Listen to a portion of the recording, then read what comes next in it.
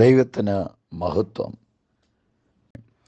സങ്കീർത്തനങ്ങൾ 37 5 നിന്റെ വഴി യഹോവയെ ഭരമേൽപ്പിക്കുക, അവനിൽ തന്നെ ആശ്രയിക്കുക, അവൻ അത് നിർവഹിക്കും.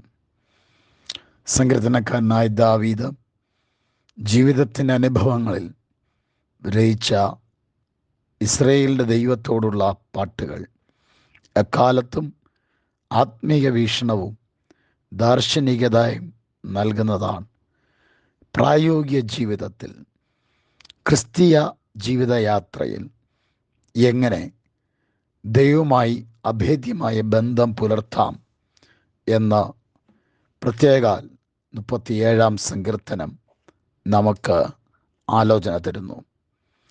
എക്കാലത്തും മനുഷ്യൻ്റെ ഹൃദയത്തിൽ ഉയരുന്ന ചോദ്യമാണ്, എന്തുകൊണ്ട് നീതിമാൻ ക്ലേശിപ്പിക്കപ്പെടുകയും ദുഷ്ടൻ പ്രബലപ്പെടുകയും ചെയ്യുന്നത്?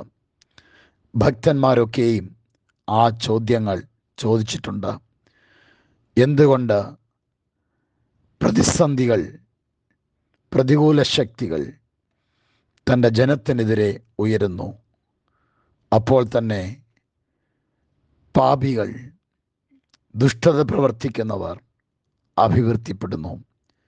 ആസാഫും ആ ചോദ്യം ചോദിച്ചു. ദുഷ്ടന്മാരുടെ സൗഖ്യം കണ്ടിട്ട് എനിക്ക് അഹങ്കാരികളോട് അസൂയ തോന്നി. ദൈവവുമായുള്ള ശരിയായ ബന്ധം ഏത് നിലയിൽ ആയിരിക്കണമെന്ന് ഈ സങ്കീർത്തനത്തിൽ രേഖപ്പെടുത്തുകയാണ്. നിന്റെ വഴി യഹോവയെ ഭരമേൽപ്പിക്കാം. ദൈവത്തിൻ്റെ വഴികൾ തികവുള്ളത്. ദൈവത്തിൻ്റെ വഴികളിൽ പൂർണ്ണതകളുണ്ട്. ദൈവ വഴി നമ്മുടെ വഴികളേക്കാൾ ശ്രേഷ്ഠവും അഗോചരവുമാണ്. യഹോവേ, നിന്റെ വഴികൾ സമുദ്രത്തിലും പെരുവെള്ളത്തിലും ഉണ്ടായിരുന്നു, ഞാനോ അത് അറിയാതെയിരുന്നു. ദൈവം തൻ്റെ വഴി നമുക്ക് വേണ്ടി തുറക്കുന്നത് ചിലപ്പോൾ ചെങ്കടലിലായിരിക്കാം, ചിലപ്പോൾ മരുഭൂമിയിലൂടെ ആയിരിക്കാം, ചിലപ്പോൾ യോർദാൻ പിളർന്നായിരിക്കാം.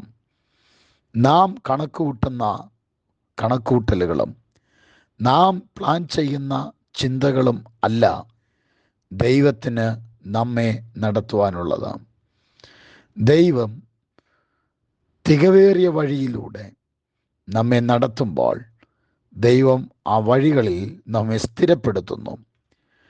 യഹോവയുടെ വഴികളും നിങ്ങളുടെ വഴികളും തമ്മിൽ അകന്നിരിക്കുന്നു എന്ന് യെശയ്യാവ് ഓർമ്മിപ്പിക്കുന്നു.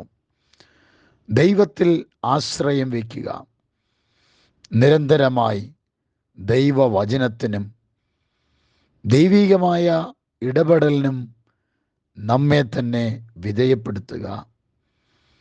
പ്രാർത്ഥനയിലും വചനധ്യാനത്തിലും നമ്മൾ സമയം ചിലവഴിക്കുക.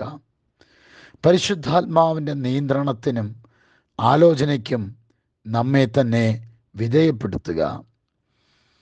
ഓരോ ദിവസവും ദൈവത്തിൻ്റെ വഴികളിലേക്ക് നാം നടക്കുവാൻ തയ്യാറാകുക.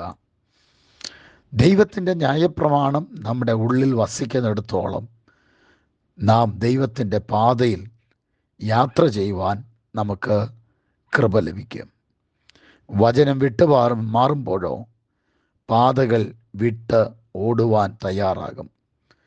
ഓട്ടക്കളത്തിൽ ഓടുന്ന ഓട്ടക്കാരന് ഒരു ട്രാക്ക് ക്രമീകരിച്ചിരിക്കുന്നത് പോലെ ദൈവ പൈതലിന് ഒരു ട്രാക്കുണ്ട്. ആ വഴിയെ നാം യാത്ര ചെയ്യുമ്പോൾ, ആ ദൈവിക പദ്ധതിയിലൂടെ യാത്ര ചെയ്യുമ്പോഴാണ് ജീവിതത്തിൻ്റെ വിജയങ്ങളിൽ എത്തുന്നത്.